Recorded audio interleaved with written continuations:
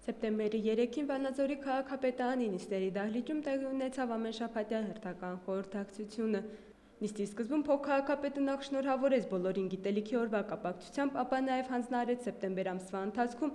ուշադիր լինել ոչ միայն քաղաքի մաքրությանն ընդհանրապես, այլև լուրջ ուշադրություն դարձնել հատկապես դպրոցի բակերին հարակից տարածքների մաքրման աշխատանքներին։ Վանաձորի քաղաքապետարանի կրթության և մշակույթի բաժնի պետ Գագիկ Աղաբաբյանը զեկուցեց, որ Հրանտ Մաթևոսյանի անվան զբոսայգում անցկացրած գիտելիքի օրվան նվիրված միջոցառումը չնայած ցուրտ եղանակին մարդաշատ էր և ընթացավ ըստ ծրագրի։ Հանձնարարվեց նաև ուշադիր լինել փողոցների լուսավորության, կենդանիների վնասազերծման և ասֆալտապատման աշխատանքներին։ Նորիկ Սարդարյանը նշեց, որ Լոռի ջրմուղ-կոյուղի Փակ բաժնետիրական ընկերությունը քաղաքապետարանին ներկայացնի հին ջրագիծ կոյուղիները նորերով փոխելու ծրագրի նախագիծը, որպեսզի տվյալ վայրերում մինչև աշխատանքների վերջացնելը ասֆալտապատման աշխատանքներ չիրականացվեն։